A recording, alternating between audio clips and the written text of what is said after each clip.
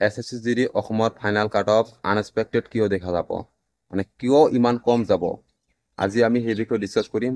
বহুতো ইউটিউবাৰ হয়তো কৈ আছে ফাইনেল মেৰিট কম যাব, আৰু কিয় কম যাব সেইটো আমি ক'বলৈ গৈ আছোঁ যে আমাৰ এইবাৰ আমাৰ অসম পুলিচত অসম কামাণ্ডত যিবিলাক ল'ৰা ছোৱালীয়ে পাছ কৰিছে আৰু ফাইনেল মেৰিটৰ কাৰণে ৰৈ আছে, সেইবিলাকেও বহুতো ল'ৰা ছোৱালীয়ে আমাৰ SSC কোৱালিফাইড কৰি আছে। যদি সেইবিলাক ল'ৰা ছোৱালীৰ ৰেজাল্টবিলাক আগতীয়াকৈ দি দিয়ে, আমাৰ অসম কামাণ্ড অসম পুলিচৰ এইবিলাক ৰেজাল্ট আগতীয়াকৈ দি দিয়ে, তেনেহ'লে আমালোকৰ মিনিমাম ক'বলৈ গ'লে আমাৰ SSC মিনিমাম আমাৰ 3,000-4,000 মান কেণ্ডিডেটে মানে ফিজিকেলত নাযাব, আৰু তাত আমাৰ কম্পিটিশ্যন কমি যাব।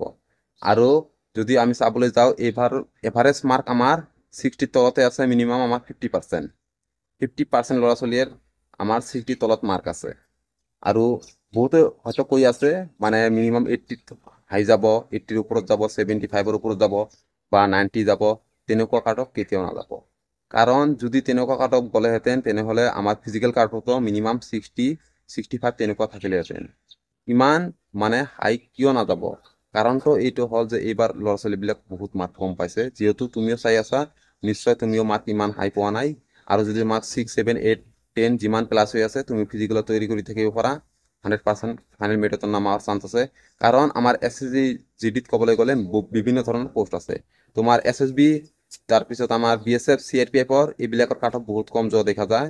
আমাৰ বেছিভাগ চাবলৈ গ'লে BSF বা CRPFত একদম ল' কাট অফত নাম অহাৰ চান্স আছে।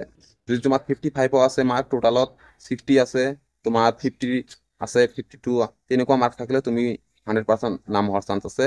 কাৰণ কাট অফটো এইবাৰ আনএক্সপেক্টেড দেখা যাব। কাৰণ ফিজিকেল কাট অফটো যিহেতু ইমান কম গৈছে, কোনেও ভবাও নাছিল, তেনেকৈ আমাৰ ফাইনেল মেৰিটত তেনেকুৱাই যাব। তোমালোকে ফাইনেল 100% মই গেৰাণ্টি দিছোঁ, ফাইনেল মেৰিটত তোমালোকে চাই দিবা। আৰু বহুতো কমেণ্ট কয় বহুত কাট অফ হাই যাব, বহুত যোৱাবাৰৰ নিচিনা কাট অফ যাব। কেতিয়াও নাযায়, কাৰণ যোৱাবাৰতো মিনিমাম আমাৰ 28 মান মানে পাৰিছিল। এইবাৰ কেতিয়াও ইমান নাবাঢ়ে, বাঢ়িলে মিনিমাম আমাৰ বাঢ়িব 12, 13, 10, 8 তেনেকৈ বাঢ়িব, মানে কাষ্ট ৱাইজ বাঢ়ি যাব। বা যদি তোমাৰ 7, 9, 10 যিমানে প্লাছ হৈ আছে, তুমি মানুহৰ কথা নুশুনা, তুমি ফিজিকেলৰ বাবে ভালকৈ পাছ কৰি আহা, আৰু মেডিকেলৰ আগতে যদি প্ৰি মেডিকেলটো কৰাই লৈ যাবা, 100% ফাইনেল মেৰিটত নাম হোৱাৰ চান্স আছে। কাৰণ এইবাৰ কাট অফ কোনেও গ্যাৰাণ্টি দি ক'ব নোৱাৰে যে কাট অফটো ইমান হাই যাব, ইমান কম যাব। কাৰণ মোৰ এটা এক্সপেক্টেড আইডিয়া হ'ল যে এইবাৰ কাট অফ বহুত ল' যাব। তোমালোকে চাই লিবা, বহুত মানে বহুত ল' যাব। সেইবাবে কৈছোঁ, যদি তোমালোকে এইবাৰ মানে অলপ মাৰ্ক বেছি আছে, 8-10 বেছি আছে বা ফিজিকেল নিদিয়ে, তেনেহ'লে বহুত পস্তাবলগীয়া হ'ব যদি ফাইনেল মেৰিটত কাট অফটো কমি যায়। তোমালোকে চাই কেনেকুৱা কাট অফ গৈছে ফিজিকেলত। সেইবাবে মই সকলোকে ৰিকুৱেষ্ট কৰিছোঁ, তোমালোকে মানুহৰ কথা নুশুনি ফিজিকেলত তৈয়াৰী কৰি থাকা। ফাইনেল মেৰিটত যদি তোমাৰ নাম নাহেও, তথাপি তোমাৰ এটা ফুল এক্সপিৰিয়েঞ্চ পাই যাবা, মেডিকেল কেনেকুৱা হয়, ফিজিকেল কেনেকুৱা হয়। নেক্সটত যদি তুমি খালি ৰিটাৰ্ণ কোৱালিফাইড কৰিব পাৰা, ফিজিকেল আৰু মেডিকেলটো তুমি ভালকৈ এনেই তুমি কোৱালিফাইড কৰিব পাৰিবা। তেনেহ'লে 100% তুমি চাকৰি পোৱাৰ এটা সম্ভাৱনাটো ফুল 100% থাকি যাব তোমাৰ ভিতৰত। সেইবাবে মই কৈছোঁ, তোমালোকে বাছ ফিজিকেলটো দি আহা। এইবাৰ এক্সপেক্টেড কাট অফ যিহেতু বহুত কম যাব, তোমালোকে চাই ল'বা। আৰু ভিডিঅ'টো যদি ফাৰ্ষ্টৰ পৰা লাষ্টলৈ চাইছা, মই সকলোকে ধন্যবাদ জনাইছোঁ।